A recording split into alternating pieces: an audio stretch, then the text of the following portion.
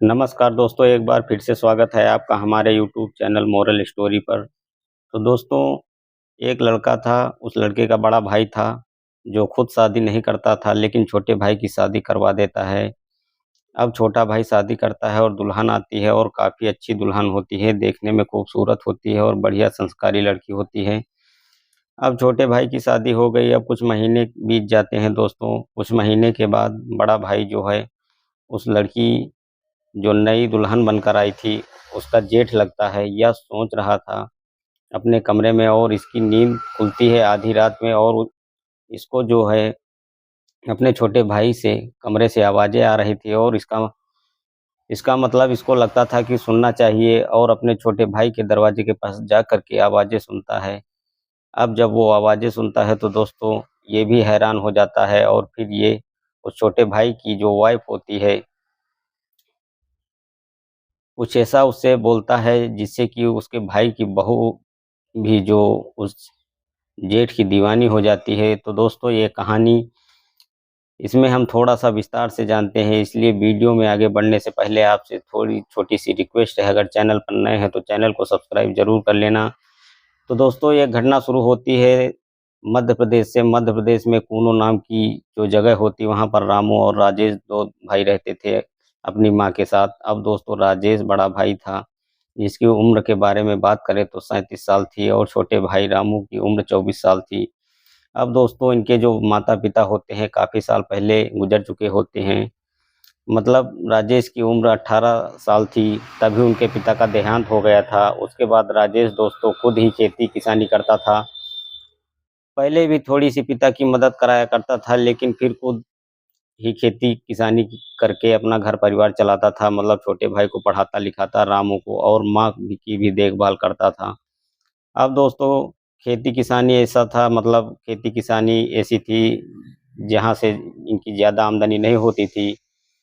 कि वो कभी सूखा पड़ जाता था, कभी फसल खराब हो जाती थी। छोटी-सी खेती थी, जहाँ ज़मीन फसल खराब हो जाना और छोटी-सी खेती से ज़्यादा ज़मीन नहीं थी, मतलब इस प्रकार से गरीबी के दिन गुज़र रहे थे, लेकिन राजेश मेहनत करता था। दोस्तों मेहनत करता है और जब छोटी-सी ज़मीन थी, उसमें से अच्छी फसल उगाता है। अब लेकिन इधर होता क्या है कि दोस्तों राजेश की जब उम्र होती है तो इसकी माँ बोलती है कि बेटा तू शादी कर ले। राजेश बोलता है कि नहीं माँ, मुझे शादी नहीं करनी है। अब माँ बोलती है बेटा तू शादी नहीं करेगा तो फिर तेरा छोटा भाई की शादी कैसे होगी? राजेश बोलता है कि माँ छोटे भाई की शादी कर देंगे लेकिन मैं शादी नहीं करूँगा। अब राजेश उसके पीछे एक वजह थी, इसके पीछे की वजह थी कि राजेश एक लड़की से प्यार करता था। जब वो स्कूल में पढ़ाई-लिखाई करता था, लेकिन कुछ कारणवश राजेश ने पढ़ाई छोड़ दी थी। वो घर के हालात सही नहीं थे, लेकिन उस लड़की से प्यार करता था, वो लड़की भी उसको कहीं न कहीं राजेश को चाहती थी। लेकिन उस लड़की के जो घरवाले होते हैं, वो बोलते हैं कि इस घर में हम रिश्ता नहीं करेंगे, क्योंकि उनके पास पैसा-वैसा नहीं, कुछ भी नहीं है और राजेश भी तेरे लायक नहीं है। और वो लड़की भी जो थी, जिससे राजेश प्यार करता था, वो पढ़ लिख कर गई और बाद में उसे अच्छा लड़का मिल जाता है, वहाँ शादी हो जाती है। लेकिन राजेश ने दोस्तों उससे सच्चा प्यार किया था और राजेश बोलता है कि मुझको शादी नहीं करनी है और मैं अपने बड़े भाई को पढ़ाऊँ-लिखाऊँगा और अच्छा इंसान बनाऊँगा। इस प्रकार से दोस्तों राजेश मना कर देता है शादी से, साफ इनकार कर देता है और माँ बेचारी मजबूरी में रामू की शादी के लिए तैयार हो जाती है। अब दोस्तों इधर छोटे भाई की शादी, लड़की देखना चालू करते हैं, एक लड़की मिल जाती है पास के गाँव में, पता लगता है उस लड़की का नाम शांति होता है और उसकी उम्र करीब 20 साल के आस-पास होती है। अब दोस्तों धूमधाम से जैसे ही रामू की शादी हुई और शांति से शादी हो जाती है, शांति को भी रामू पसंद आ जाता है। रामू को भी शांति पसंद आ जाती है और रामू के बारे में बता देता हूँ। रामू एक फैक्ट्री में काम करता है। रामू एक फैक्ट्री होती है तो वहाँ पर काम किया करता था। अब रामू भी रोज़गार से लग गया था, राजेश अपनी खेती ख देखता था, तो बढ़िया शादी हो जाती है। अब शादी हो गई, माँ भी खुश, सब खुश हुई, खुशी-खुशी रहते थे। राजेश ने इधर शादी नहीं की, लेकिन राजेश जब भी खुश होता है, कोई दिक्कत नहीं। मेरे छोटे भाई की शादी हो गई, मुझे शादी नहीं करनी। 1 साल होते हैं दोस्तों करीब रामू की शादी हुए 1 साल के आस-पास जो उसकी माँ हुई, देहांत हो जाता है। फिर रामू, राजेश और शांति ये तीनों रहा करते थे। अब सब कुछ ठीक-ठाक चलता है दोस्तों, लेकिन धीरे-धीरे क्या होता है कि रामू की थोड़ी-सी आदत खराब हो जाती है। रामू थोड़ा-सा शराब पीने लगता है, जब भी फैक्ट्री से लौटते, शराब पीकर ज़रूर घर आता था। ऐसा करते-करते उसकी शादी के 2 साल हो गए। अब 2 साल में इधर कोई बच्चा भी नहीं हुआ था। अब बच्चा नहीं हुआ तो इधर बच्चे को लेकर के शांति से इनकी नोक-झोंक बढ़ती है, कुछ लड़ाइयाँ भी होती हैं रामू और शांति की। अभी राजेश सब कुछ सुनना था, लेकिन कुछ बोलता नहीं था। सोच रहा था कि क्या मियाँ-बीवी के बीच में मैं क्या कहूँ? अब एक बार की बात है कि दोस्तों करीब रात का समय हो रहा था और रामू के कमरे से काफ़ी आवाज़ें आ रही थी। राजेश की नींद खुलती है तो देखता है कि रामू के कमरे से काफ़ी आवाज़ें आ रही हैं, तभी कमरे के बाहर जाता है। मोहन सुनने की कोशिश करता है कि क्या हो रहा है, जब राजेश आवाज़ें सुनता है तो वो भी हैरान हो जाता है क्योंकि इधर दोस्तों रामू हो बोलता है कि मैं तुमको छोड़ दूँगा और शांति को डाँट रहा था, बोलता है कि मैं तुमको छोड़ दूँगा, तुझे बच्चा नहीं दे पाई और मुझको रोक-टोक करती है, जैसी तेरी बीवी पाकर तू मतलब मेरी ज़िंदगी बर्बाद हो गई। इस प्रकार की लड़ाई झगड़ा होता है। तो इधर राजेश कुछ नहीं बोलता है दोस्तों, राजेश वापस अपने कमरे में जाकर सो जाता है। अब सुबह होती है दोस्तों, सुबह होती है, रामू अपने काम पे निकल जाता है और शांति काफ़ी उदास थी। अब शांति से राजेश बोलता है, "सीमा तुम चिंता मत करो। मैंने सब सुन लिया है, रात में जो भी तुम मियाँ-बीवी के बीच में लड़ाई-झगड़ा हुआ था।" अब शांति बोलती है कि, "आप ही बताइए जेठ जी मैं क्या करूँ? ये डेली शराब पी के आते हैं और बच्चा नहीं हो रहा है तो मेरी गलती क्या है? मैंने इनसे बोला कि चलो डॉक्टर के पास चलते हैं, इलाज करवाते हैं। तो उधर भी जाने को तैयार नहीं है। मैं इनसे बोलती हूँ कि शराब मत पियो और ये शराब के पैसे काफ़ी उड़ाने लगे हैं। तो मैं क्या गलत बोलती हूँ?" तो इधर राजेश इसका जेठ होता है, बोलता है, "शांति तू गलत नहीं है, तू कुछ भी गलत नहीं है बोलती है, तू सही बात बोल रही है। और यह मैं खुद देख रहा हूँ कि रामू थोड़ा-सा गलत रास्ते पर चल पड़ा है।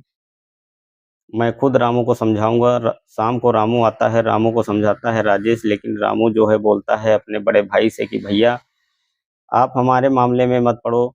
ये मुझको बार-बार रोक-टोक करती है, हर चीज़ पूछती है मैं कहाँ हूँ, किधर हूँ? इस प्रकार से तो राजेश बोलता है,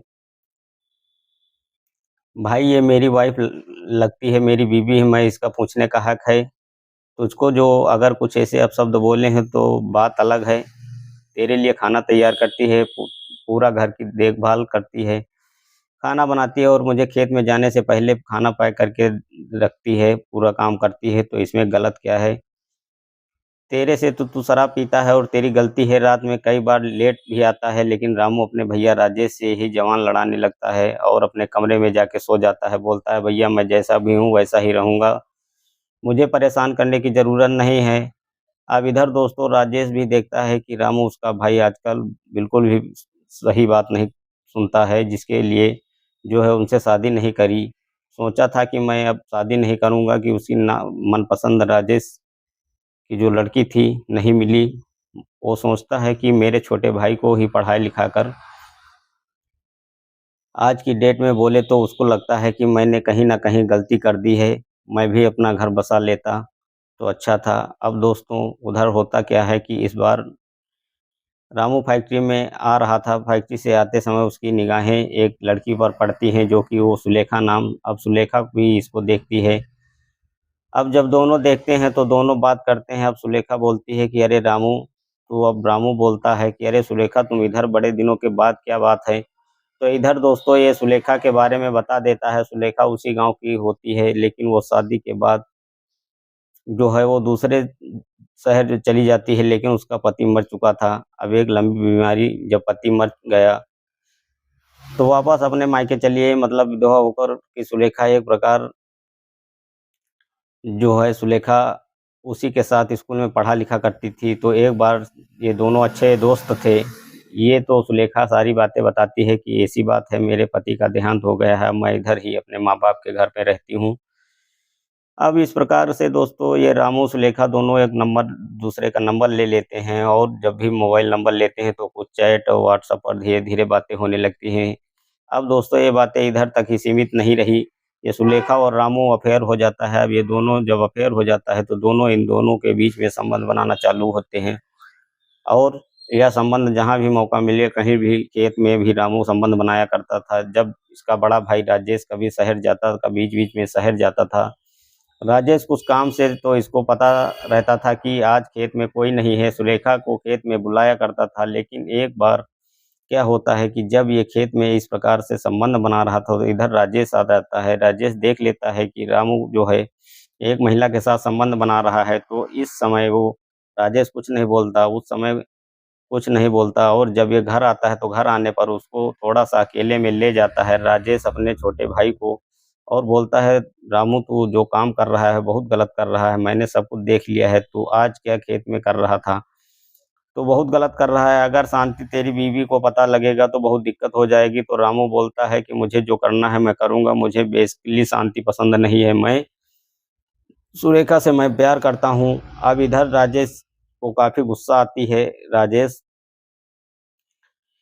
राजेश इसको एक तमाचा भी मार देता है, अपने भाई को बोलता है कि तू पागल हो गया है, तू नाक कटवाएगा क्या? तू जो है इतनी अच्छी शांति को छोड़ के वो सुरेखा के पीछे भाग रहा है, तो शादीशुदा इंसान है, तुझे शर्म नहीं आती? अब इस प्रकार से जब चाँटा मार देता है, तो रामू को काफ़ी गुस्सा आती है। अब रामू बड़े भाई की लिहाज़ वहाँ पर कर लेता है और बोलता है कि भैया, मुझे जो करना है करूँगा, आप बोलोगे तो मैं घर छोड़ के चला जाऊँगा, लेकिन मुझे सुलेखा पसंद है और आने वाले समय में सुलेखा के साथ ही रहूँगा, ऐसा बोल देता है राजेश को। अब राजेश का इधर काफ़ी ज़्यादा परेशान हो जाता है, अगर कल दिन शांति को पता लग जाएगा तो काफ़ी दिक्कत हो जाएगी। तो दोस्तों, ऐसे कुछ दिन बीतते हैं, लेकिन शांति को थोड़ी-सी भनक पड़ जाती है। तो शांति को कुछ भनक पड़ जाती है, क्योंकि घर पर भी जब रहता था ना, तो कभी-कभी छुट्टी रहती थी, तो सुलेखा का फ़ोन आता था, तो कई घंटों तक बातें किया करता था। दोस्तों, शांति एक दिन पूछ रही थी कि रामू से, क्या कोई तुम्हारा किसी से अफ़ेयर चल रहा है? तो कोई घंटों बात-बात करते हो, तो और कुछ जो है उड़ती हुई खबर मुझको मिल रही है कि इधर कोई सुलेखा नाम की महिला है, उससे तुम बात करते हो। तो रामू बोलता है कि देखो, मैं बात करता हूँ, वो मेरे स्कूल में पढ़ती थी, बात करना कोई गुनाह नहीं है। इस प्रकार से दोस्तों ये शांति को बोल देता है। अब लेकिन उधर जो राजेश होता है, उसका बड़ा भाई सब पता है कि इसका जो भाई चक्कर के बेचारा मोहन, लेकिन क्या करे? अगर ये सारी सच्चाई बता देगा तो शांति का दिल टूट जाएगा। अब दोस्तों, होता क्या है कि इधर ये रामू का एक नौकरी मिल जाती है। मैं एक अच्छी कंपनी में जब नौकरी मिलती है, तो घर में बता देता है कि शांति, मैं अपने बड़े भाई राजेश को बता देता हूँ, मुझको नौकरी मिल गई है और वहाँ पर काम करने के लिए जा रहा हूँ, वहीं रहूँगा, क्योंकि इतनी दूर आना-जाना संभव नहीं है। तो राजेश बोलता है कि इसका बड़ा भाई, एक काम करो, शांति को भी ले जा। तो बोलता है कि शांति को अभी नहीं ले जाऊँगा, मैं अभी थोड़ा-सा जो है सेटल हो जाऊँगा, तो शांति को भी ले जाऊँगा। अब रामू दोस्तों राजकोट चले जाता है नौकरी करने, और वहीं पर एक कमरा किराए पर ले लेता है, रहने लगता है। लेकिन दोस्तों, कई बार जो है महीनों-महीनों भर नहीं आता है। कई बार महीनों में 1 बार आता है, पहले तो 10 15-20 दिन में भी आ जाया करता था। शांति बोलती है कि तुम जो हो आते भी नहीं हो, ना मुझको उधर ले जा रहे हो, क्या बात है आखिर?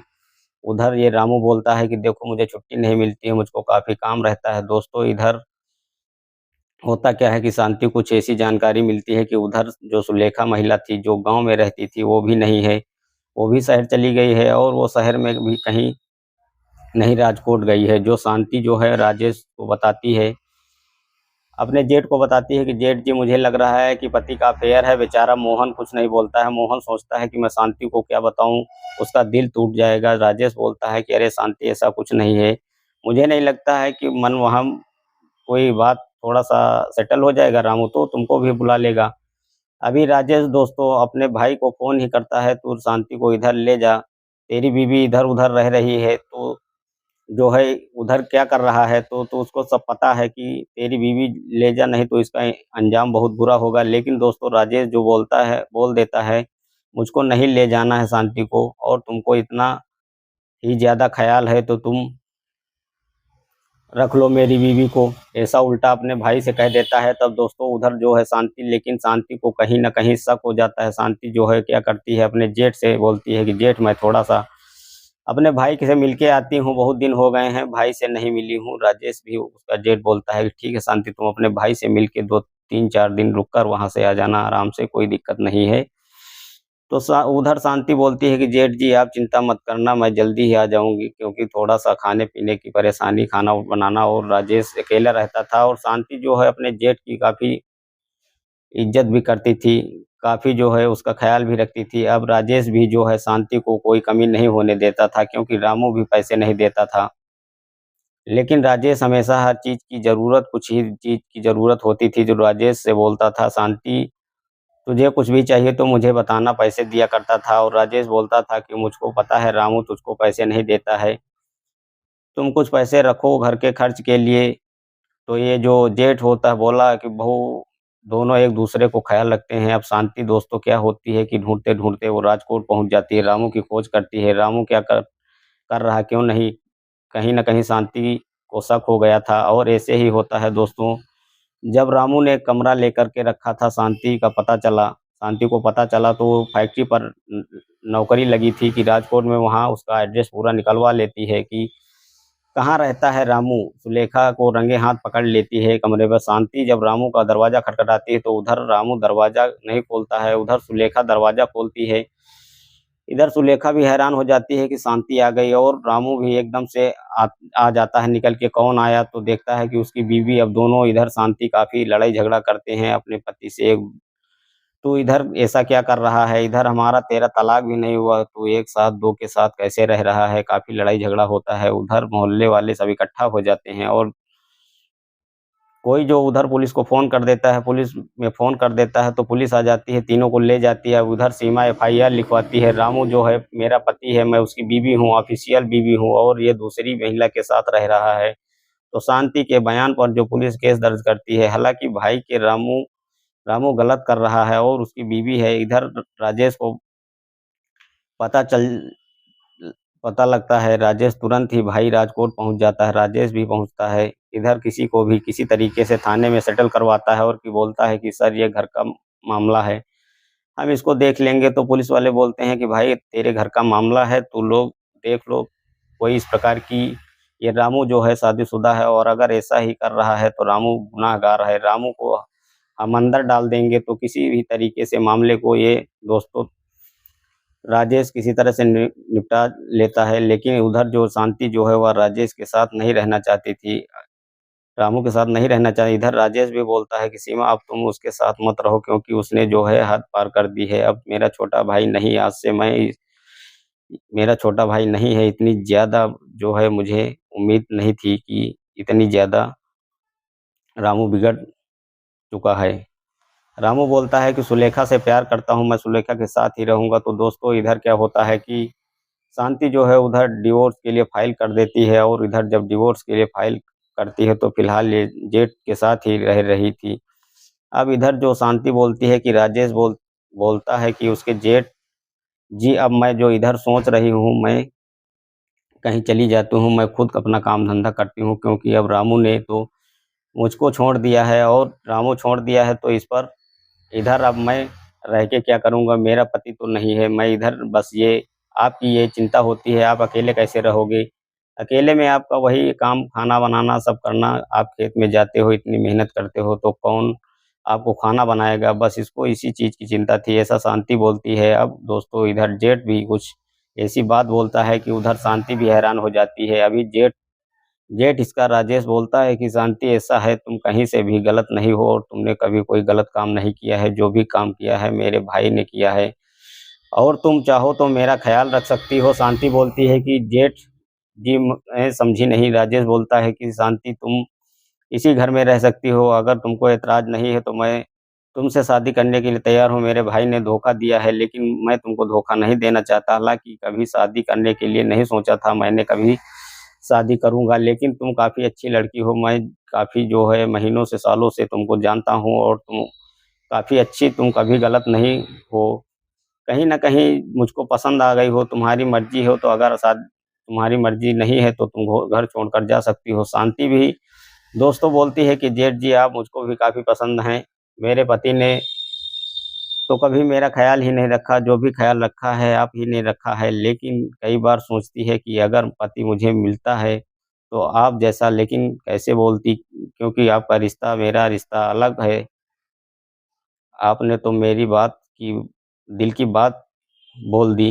तो इधर राजेश और शांति मंदिर जाकर शादी कर लेते हैं। जब ये शादी करते हैं तो पूरे गांव में भाई ये दोनों लोग फेमस हो जाते हैं। जेठ और बहू की भाई की शादी हो गई। हालांकि गांव वाले मना करते हैं। गांव वाले खुद बोलते हैं कि ये तो राजेश और शांति बहुत अच्छा काम किया है। राजेश ने तो इतना अच्छा काम किया है, कम से कम भाई भाई के घर की बहू को घर में ही रह गई है। इसका भाई तो बिगड़ ही चुका है। इतनी उम्मीद नहीं करती थी राजेश ने भाई से। उसको बड़े लाड प्यार से पाला था, तो जो कि उसको चाहिए था वो सब देता था। लेकिन रामू ने काफ़ी गलत किया। रामू काफ़ी बिगड़ चुका था। तो ये बातें दोस्तों इधर काफ़ी सोशल मीडिया में भी तेज़ी से फैलती हैं कि भाई एक जेठ ने एक बहू के साथ शादी कर ली। हालाँकि उधर कुछ गलत नहीं था। दोस्तों मेरे ख़्याल से तो सही था। राजेश और शांति इस प्रकार से प्यार करने लगे थे और उधर जो छोटा भाई था वो अलग रह रहा था। इनसे जो है शांति और राजेश ने रिश्ता तोड़ लिया था लगभग, अब बात नहीं करते थे। उधर राजेश शांति खुशी-खुशी रह रहे थे और यही नहीं दोस्तों, इनको एक बच्चा भी हो गया। जहाँ बच्चा हो गया उधर शांति को जो एक लड़का हुआ था, मतलब शांति और राजेश को। तो दोस्तों आज की कहानी इस प्रकार थी। तो इस इधर ऐसे कई केस होते हैं दोस्तों जो आपको पता भी नहीं लगते। कुछ केस जो हैं सोशल मीडिया पे वायरल हो जाते हैं तो पता लग जाता है। तो ग इधर आपको पता है कि इस प्रकार से भाई राजेश और शांति का प्यार था। मतलब एक जेठ और बहू का प्यार था। तो ऐसा भी होता है दोस्तों कई जगह। अगर आपने भी अभी तक चैनल को सब्सक्राइब नहीं किया है तो चैनल को सब्सक्राइब करें, वीडियो को लाइक करें। फिर मिलते हैं नेक्स्ट वीडियो में। आप लोगों का वीडियो में अंत तक बने रहने के लिए बहुत